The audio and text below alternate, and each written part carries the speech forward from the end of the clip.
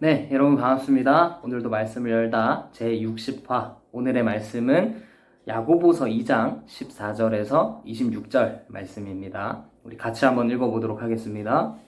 내 형제들아, 만일 사람이 믿음이 있노라 하고 행함이 없으면 무슨 유익이 있으리요? 그 믿음이 능히 자기를 구원하겠느냐?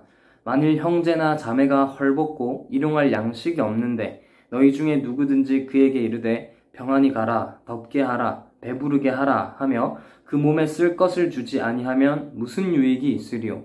이와 같이 행함이 없는 믿음은 그 자체가 죽은 것이라. 어떤 사람은 말하기를 너는 믿음이 있고 나는 행함이 있으니 행함이 없는 내 믿음을 내게 보이라. 나는 행함으로 내 믿음을 내게 보이리라 하리라. 내가 하나님은 한 분이신 줄을 믿느냐? 잘하는도다. 귀신들도 믿고 떠느니라. 아, 허탄한 사람아, 행함이 없는 믿음이 헛것인 줄을 알고자 하느냐? 우리 조상 아브라함이 그 아들 이삭을 제단에 바칠 때에 행함으로 의롭다 하심을 받은 것이 아니냐? 내가 보거니와 믿음이 그의 행함과 함께 일하고 행함으로 믿음이 온전하게 되었느니라. 이에 성경에 이른바 아브라함이 하나님을 믿으니 이것을 의로 여기셨다는 말씀이 이루어졌고 그는 하나님의 벗이라 칭함을 받았나니 이로 보건대 사람이 행함으로 의롭다 하심을 받고 믿음으로만은 아니니라. 또 이와 같이 기생 라합이 사자들을 접대하여 다른 길로 나가게 할 때에 행함으로 의롭다 하심을 받은 것이 아니냐.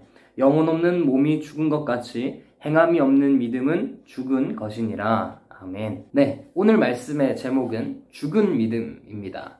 네, 여러분, 우리가 지금 에베소서 3장까지 봤는데요. 에베소서가 총 6장까지 있습니다. 그래서 벌써 우리가 반을 했습니다. 정말 시간이 빠르죠. 자, 에베소서 3장까지 우리가 보았는데 3장까지는 어떤 내용들이 있었습니까? 바로 우리가 얼마나 큰 죄인인지, 우리는 원래 허물과 죄로 죽었던 사람들인데 하나님의 은혜, 그리스도의 은혜가 우리들을 살리셨고 그래서 우리들을 자녀 삼아주셨고 또 백성 삼아주셨고 그런 내용들이 우리가 3장까지 봤던 내용들이죠. 즉 에베소서 3장까지는 복음의 핵심 원리에 대해서 말을 하고 있습니다.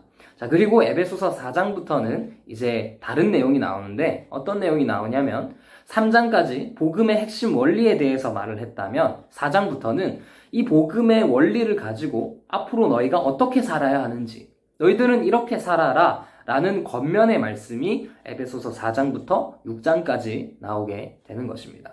자, 그래서 우리가 오늘은 원래 에베소서 4장을 볼 차례인데 우리가 에베소서 4장을 보기 전에 우리가 하나의 질문을 한번 생각하고 넘어갔으면 좋겠습니다. 그 질문이 뭐냐면, 여러분, 예수님을 믿는다라고 하는 것은 어떤 의미일까요?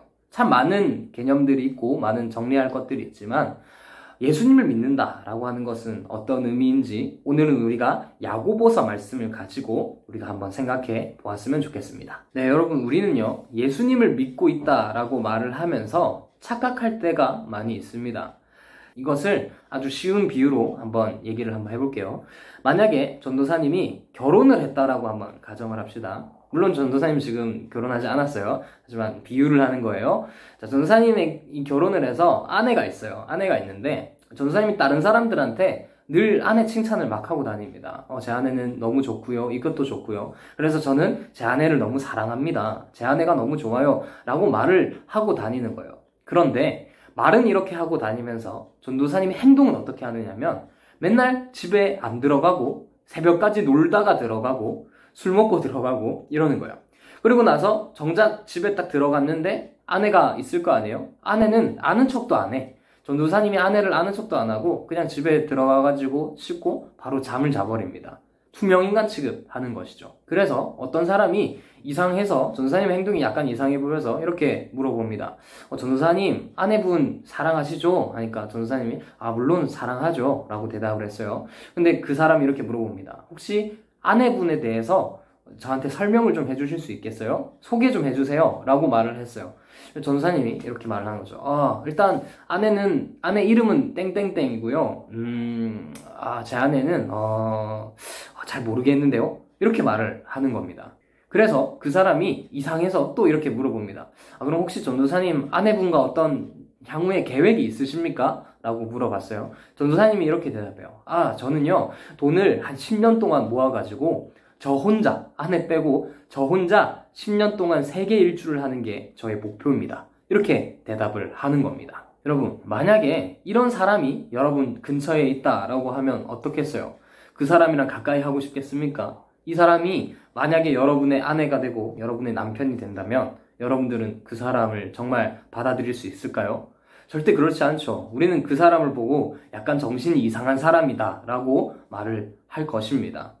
아내를 사랑한다라고 해놓고 아내에 대해서 아는 것도 아무것도 없고 아내와 함께 꿈꾸는 계획도 없고 아내와 함께 하고자 하는 어떤 마음도 없고 그런 행동으로 보여지는 것들이 아무것도 없잖아요. 우리는 그 사람을 보면서 저 사람은 아내를 참 사랑하구나 라고 말을 하지 않을 것입니다. 그런데 여러분, 우리가 하나님께 하는 행동이 이와 같지 않은지 우리는 돌아보아야 하는 것입니다. 여러분, 우리는요 하나님을 믿는다라고 말을 합니다. 그 말은요 어떤 말이냐면 단순히 하나님이라는 존재가 있다라는 걸 믿는다, 여기에서 그치는 것이 아니라 이 말은 우리가 하나님과 인격적인 관계를 맺으면서 매 순간 하나님과 동행하면서 하나님을 사랑하고 하나님을 생각하며 하나님 때문에 어떤 나의 인생의 계획들을 꾸려나가는 것, 그것이 바로 하나님을 믿는다라는 말의 의미인 거예요. 하나님을 투명인가 취급하면서 살아가는 것이 아니라 매 순간 하나님을 생각하고 하나님과 함께 계획하며 하나님의 뜻에 나의 발걸음을 옮겨 나가는 것을, 그렇게 내 인생의 길을 잡는, 그것이 바로 하나님을 믿는다라는 말의 의미인 것입니다. 그런데 우리는 어떻게 생각을 하냐면 하나님을 믿는 건 믿는 거, 하지만 내 인생은 내 인생 따로, 우리는 이렇게 생각해요. 그냥 하나님의 존재만 믿으면 우리는 믿는 것이라고 착각을 하고 하나님 나 이제 믿으니까 하나님은 하나님 알아서 사세요. 저는 저 알아서 살게요. 하나님 내 인생 터치하지 마세요. 우리는 이렇게 생각을 한다는 말이죠. 그래서 내 인생을 계획함에 있어서 하나님이 들어갈 자리가 없습니다. 내 인생을 꾸려나갈 때 하나님과 관련된 것이 없는 것이에요. 마치 아까 비유에서처럼 전도사님이 아내를 사랑한다고 말은 하는데 정작 행동 안에는, 저의 계획 안에는 아내가 없었던 것처럼 우리는 그렇게 하나님을 믿고 있지 않느냐라는 것입니다.